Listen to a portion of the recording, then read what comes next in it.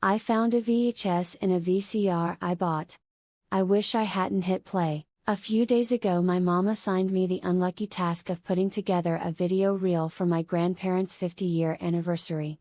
You're so great with that editing stuff, and plus, I bought the analog to digital converter that's already half the work, right there. All you need to do is connect our VCR to our computer and go through the tapes. Please help me with this, sweetie, it would mean so much to them. My summer had just started and I was already being put to work. I groaned and brought the tapes she left down to our basement to try to find our VCR player. After sifting through what felt like hundreds of boxes, I found it, but after plugging it in our TV I quickly found out why we went digital. It's broken? Well, did you try blowing on it?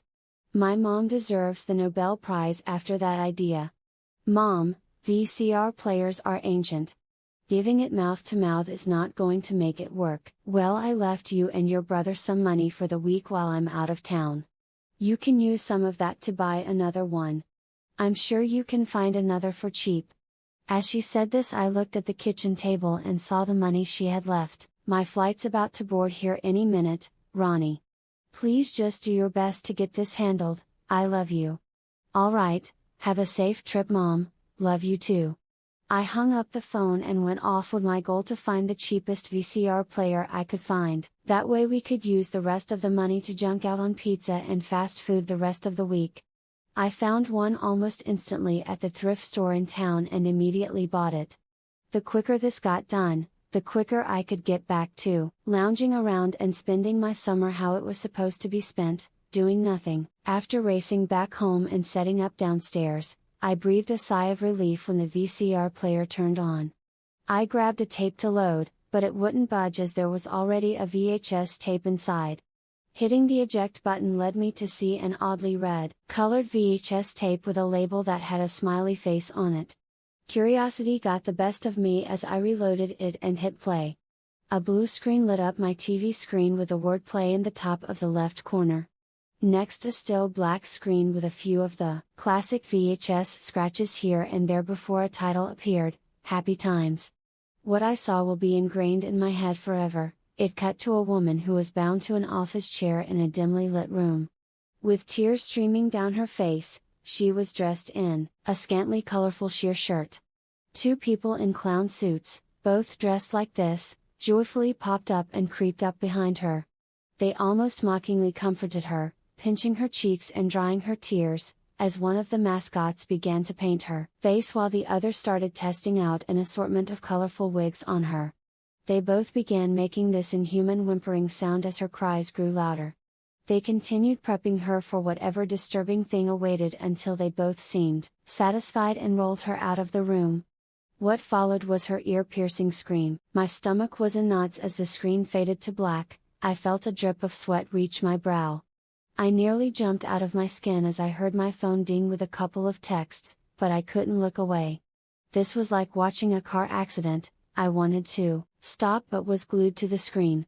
Was this some sort of sick joke? Maybe some sort of performance art project? I had seen some pretty disturbing things on the internet, but somehow this felt worst. Another title screen appeared, Performance of a Lifetime. A spotlight emerged to reveal a stage, and on that stage was a guy dressed in a monkey outfit while being strapped to a hand truck. He shared the stage with a bunch of broken animatronics. They all stood in front of an empty audience. A slight tapping and a voice whispering could be heard off screen, a 1, and a 2, and a 1 2, 3.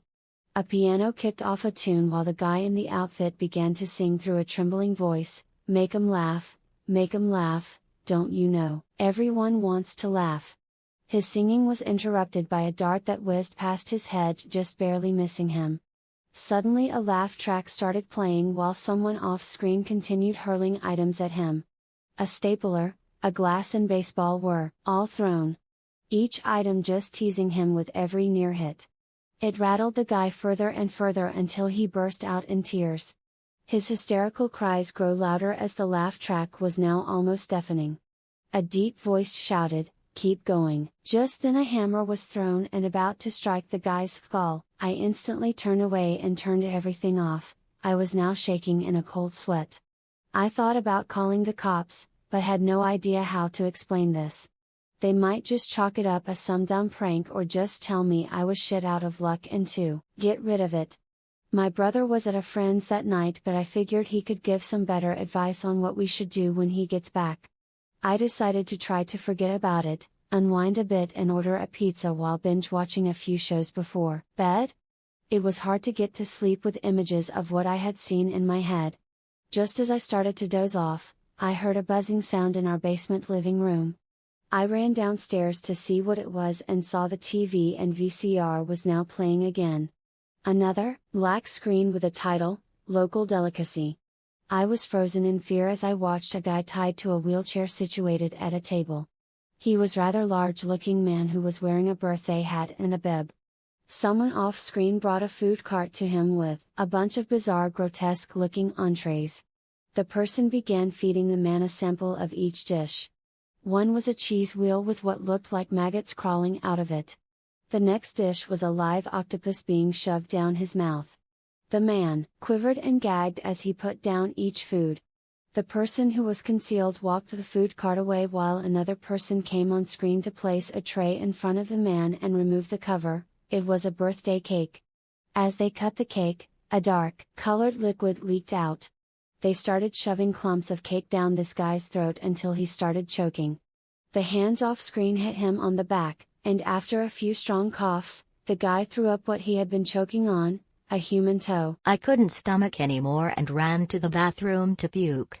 I needed to call someone immediately but was hit with a cold realization, who turned everything on again. I crept back upstairs towards my room to grab my phone and saw my worst fears come to life. The door had been unlocked. I nearly fainted as I saw our kitchen lights now on with a shadow lurking about. I slowly turned the corner getting ready to bolt upstairs when I saw my brother rummaging through the leftover pizza. With a face full of pizza he blurted out, "What up, Ronnie?